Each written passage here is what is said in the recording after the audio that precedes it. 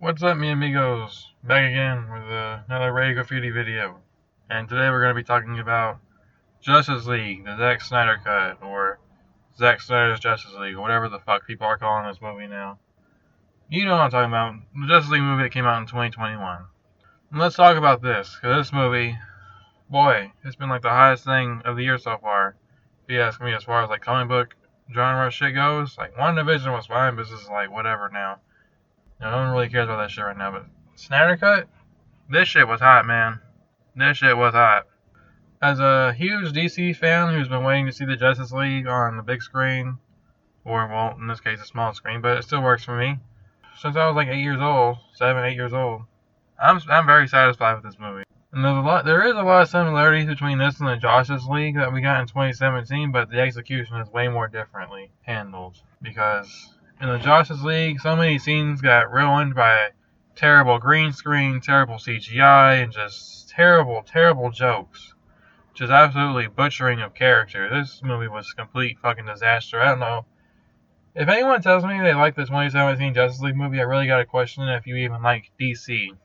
Because that movie is just a complete cringe fest. It's fucking terrible. This movie's so much better. It's like oh my god, it's like breaking up with your ex and then you just get with like the best woman on earth. It's what it's like right now. You just see so many flaws in your ex and you're just looking at this new girl and it's like, oh, you're so amazing. Oh, I love you so much. You know what I'm saying? It's just magnificent. I appreciate what Zack Snyder did with this. I know it's a lot different than the comics and the animated series and what we might be used to with these characters, but I can set all that to the side, and appreciate what Zack's doing with these characters. It's something new, it's something unique, which is something I'm okay with. I don't feel like it goes too far. I don't even think Ben Affleck's Batman killed anybody in this movie, so I'm perfectly fine with that. Now, the movie is 4 hours. I do have some complaints, but honestly right now it's just not that many.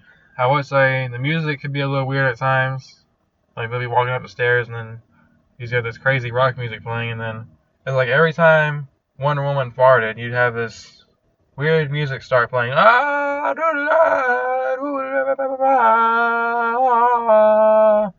It's just so weird. They play this so many times throughout the movie. Every time Wonder Woman shows up on screen, this fucking music starts blasting. And it's just like, come on now, Zack. It's not that serious, man. It's not even that intense. You're just kind of ruining the scene. It just took me out a lot of times. Like, it was okay if they did it maybe 3 or 4 times when something really cool or badass happens with Wonder Woman. That might be okay, but I feel like they used this like probably 15 fucking times throughout the movie. So some of the music was kind of weird. Mostly the beginning, though. After the beginning, the music's okay. In fact, I'd say the beginning is probably the part of the movie I don't like the most. It feels really slow, and it's just kind of like building up and, hey, will you join me? No. And then you figure out later that they have a reason for joining Batman. But I don't know, it just felt really slow to me. I just wasn't really feeling the beginning. I feel like the movie didn't really kick off and get going until like maybe the hour and 30-minute mark or so, something like that. So, I don't know, the first hour and 30 minutes I feel like it's really rewatchable or very entertaining. There's a lot of weird stuff, like people singing when Aquaman goes into the water. Kind of took me out of the movie. Thought that was a little weird. And also, probably my biggest problem with the movie is all the goddamn slow motion. It's just like, dude, Zack Snyder, I get some shots you want in slow motion, okay, but I feel like he really overdid it a lot. Like that scene when Wonder Woman goes to save all the girls in the beginning of the movie. It was so cringy and embarrassing to me, just a slow motion. It really took me out of the movie. I was like, oh my god, this is embarrassing how much slow motion they're using. Like, dude, it's not that serious. And then the cheesy little one-dimensional villains over here loading his gun over and over, trying to kill the kids. And it's just like, okay, we get the point. It just went on way too long, in my opinion. Slow motion was just very overused. But besides that, I don't really have many complaints with the movie. Steppenwolf, he's not a great villain, but he's a lot better than he was in the 2017 version. At least in this, he has something to his character. He was trying to prove himself to Darkseid. I really feel like there was a history between him and Darkseid, and he was trying to, he fucked up, he made a mistake, and he's trying to prove himself to Darkseid. He's trying to get all the Miller boxes for him, and everyone else is kind of looking at him like, oh, you stupid motherfucker, you can't do this. It's just, I don't know. I care more about his character in this movie than I did in the last one. I was much more intimidated by him. Which ain't saying much. The 2017 version was complete fucking dog shit. And anything else I have as far as complaints is kind of like minor. Like that Flash scene where he goes to rescue Iris, I feel like that was a little cringy, Because it's the truck driver, he's over here driving, he drops his hamburger or whatever, and then he's over here, he's trying to pick it up, and he's over here, he's not paying attention to the road, he's trying to pick up his burger, and he's driving like really fast and going really far. And I was like, this is just stupid. Nobody fucking does this. I mean, the guy's driving like, I'm surprised they went as far as they did without crashing into a fucking building. I mean, it was just really fucking goofy and badly written the way this car crash happens. And then Iris and Barry keep staring at each other, and we're like, okay, guys, we get it. Trying to set up for your solo movie, we get it, man. But I don't know, I feel like that part was really cringy and stupid. That's a dumbass truck driver. Like, okay, come on now, Zach. You couldn't have thought of a better excuse for a car crash to occur in this movie? Alright, now that we're done shitting on the movie, I think that's about it as far as my complaints. At least that's all I can remember right now. This is a 4-hour long movie, so it's hard to keep notes of everything in your brain from after you see this movie. It's so much you gotta absorb. Now, as far as the positives, I feel like the people who got redeemed the most in this movie definitely is Cyborg. I really fucked with Cyborg in this movie, where in the 2017 version he felt pretty pointless. He was like, okay, why is Cyborg in this movie? I don't really understand. And now it's like, okay, he has so much to his character. He has so much more. You understand his whole backstory with his parents, who he was before he turned into Cyborg, what he is now, him learning to accept himself as Cyborg, and just seeing him being a hero. Like when the woman he sees who's struggling goes over to the ATM, and then he just gives her $100,000. I thought that was so cool seeing that in this movie. I really think Cyborg got some good redemption in this movie. I'm proud of Zack Snyder for what he did with this character. I think Cyborg is going to be a lot of people's favorite character now after seeing this movie. The CGI looked a lot better in this than it did in the 2017 version. I still think his design looks a little ugly. I feel like they could have probably done something different, but hey, whatever.